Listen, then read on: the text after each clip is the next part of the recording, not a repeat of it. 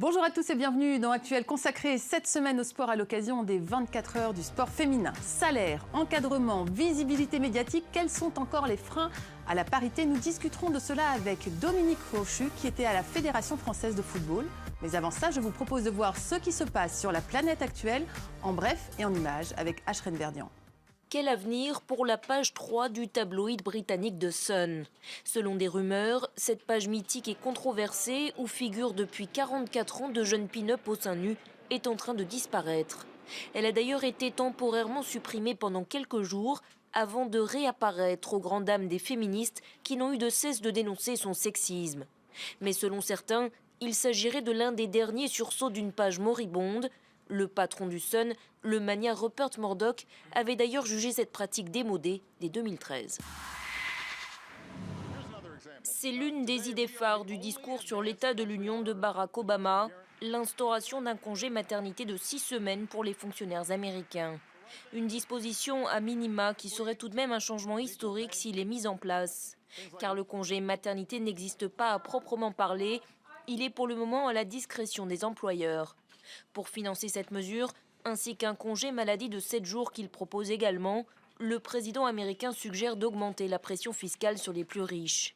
Ces projets devraient toutefois se heurter à l'opposition des républicains, désormais majoritaires dans les deux chambres du Parlement. Les États-Unis et Cuba ont ouvert leurs négociations à La Havane.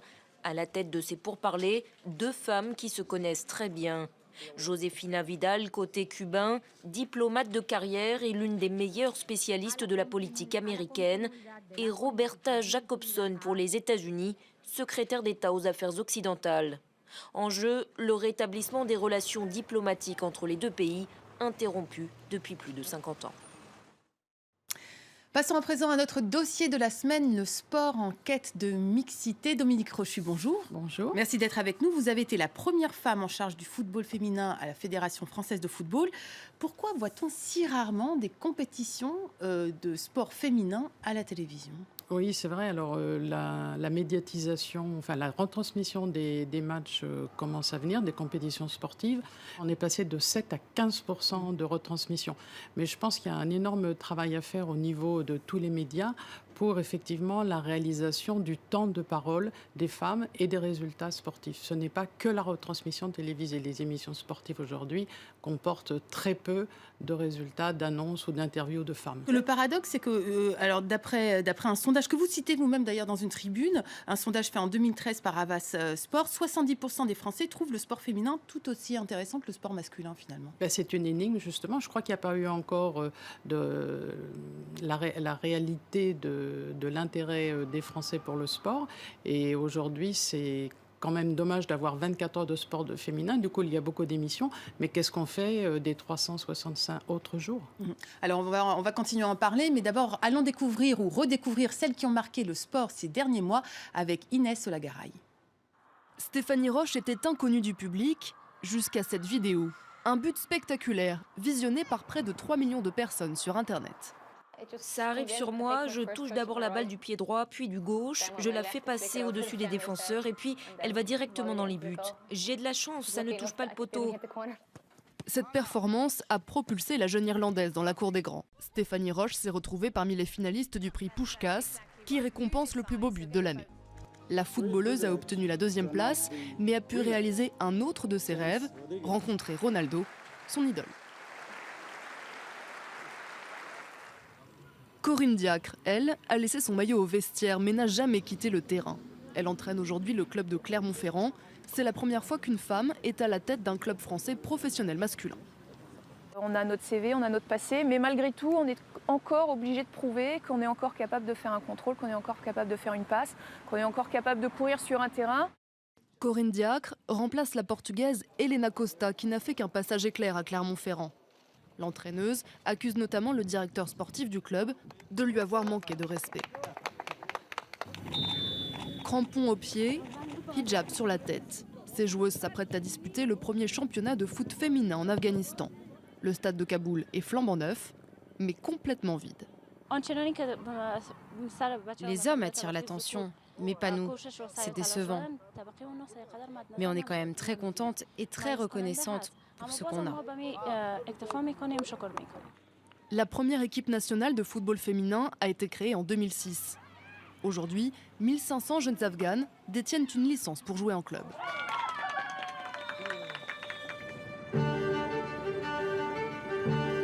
Les sports d'équipe, ce n'est pas pour toutes les femmes. Juliette Pétresse a choisi la course en solitaire. C'est une aventure avec plein de facettes, de monter son entreprise, de trouver des partenaires et encore une fois traverser l'Atlantique en solitaire. C'est génial, ça restera toujours génial. Après seulement 5 ans de pratique de la voile, cette vétérinaire s'est lancée à bras-le-corps dans la compétition et a obtenu la 19e place. Sur 91 participants pour cette édition 2014, seules 4 concurrentes étaient des femmes.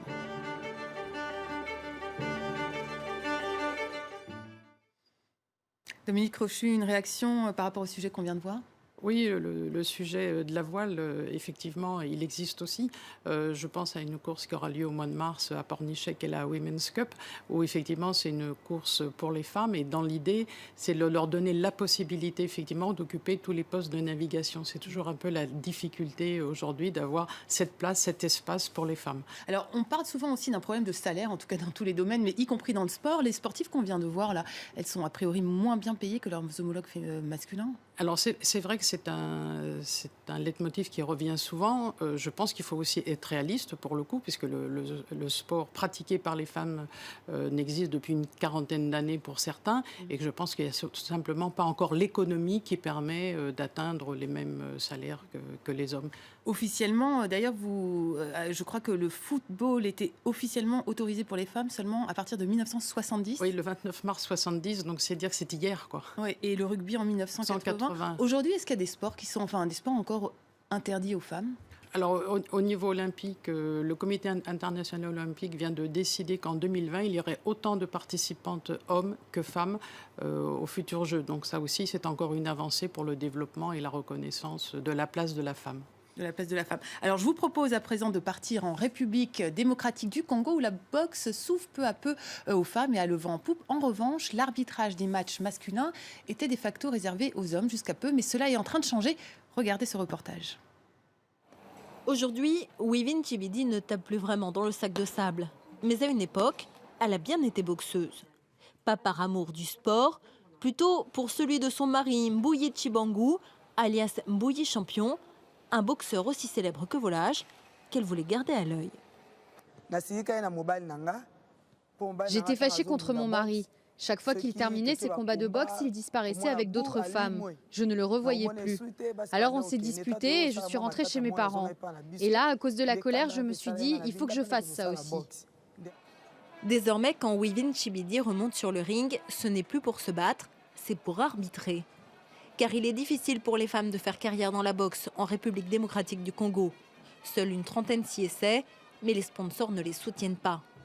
Alors après 7 ans de combat, Wivine a passé un diplôme de juge en 2009. Depuis, elle arbitre des matchs masculins, professionnels et amateurs, et elle est la seule femme du pays à le faire. Certains pensaient que je n'arbitrais que les combats de femmes, mais ils ont vu que j'arbitre même ceux des hommes. D'ailleurs, je n'aime pas arbitrer les combats de femmes. J'ai l'impression qu'elles ne font rien. J'aime les combats des hommes, c'est du vrai. Les gens sont contents de moi et certains veulent devenir comme moi. Son passé de boxeuse et un caractère bien trempé sont de précieux atouts dans sa nouvelle profession. Dans son quartier de Ziguida, à Kinshasa, ses voisins l'admirent et la respectent. Et là, toutes les qualités possibles de bons arbitres de boxe. Autoritaire, décisive. Elle dirige bien le combat. Hein. Cette activité d'arbitre n'est cependant pas suffisante pour la faire vivre, elle et sa famille. Wivine réussit à joindre les deux bouts grâce à des petits boulots. Malgré tout, la boxe reste une passion dont elle conserve précieusement tous les souvenirs. Des femmes qui arbitrent des matchs ou des compétitions masculines, ça reste quand même assez peu fréquent encore, Dominique Crochu. Oui, c'est sûrement peu fréquent. Alors d'abord, on pourrait repartir du constat de base que le sport n'est ni féminin ni masculin, il n'a pas de sexe. Et en fait, il a été, c'est vrai, construit, géré par les hommes et pour les hommes, et que maintenant c'est un espace que les femmes viennent occuper par passion, par goût.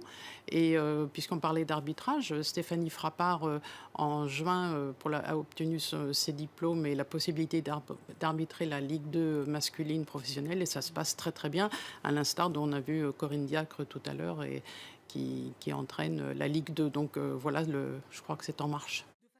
Où en est-on de la mixité dans l'encadrement des ligues de sport, des instances dirigeantes tout simplement? Alors certainement qu'il n'y a pas encore assez de femmes dans les instances du sport en général, y compris le comité olympique, les fédérations, les ligues. Mais j'espère qu'il y aura de toute façon plus de femmes naturellement. Il ne faudrait pas non plus que ces femmes-là soient cantonnées à s'occuper du sport pratiqué par les femmes.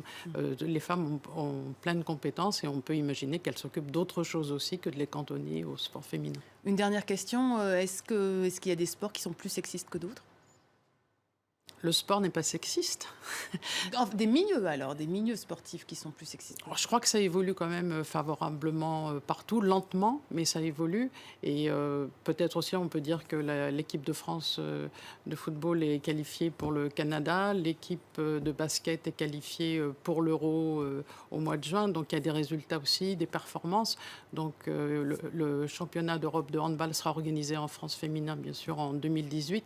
Donc il y a beaucoup d'espoir dans les organisations sportives. Et la France est candidate pour la Coupe du monde de football féminine en 2019. Donc il y a beaucoup d'espoir. Ce sera le mot de la fin. Merci beaucoup Dominique Rochu d'avoir été avec nous. L'actualité des femmes dans le monde est aussi à retrouver dans Courrier International, notre partenaire de la presse écrite, qui nous fait découvrir cette semaine une dissidente chinoise. Zhang Miao a été arrêtée à Pékin le 2 octobre dernier après avoir couvert les manifestations de Hong Kong. En prison depuis 3 mois, son état physique et psychologique s'est dégradé. Le portrait de Zhang Miao est donc à retrouver dans Courrier International. Voilà, c'est la fin de cette émission. Vous pouvez continuer à nous suivre sur Twitter et Facebook parce que Actuel, c'est aussi et sur tous les réseaux sociaux.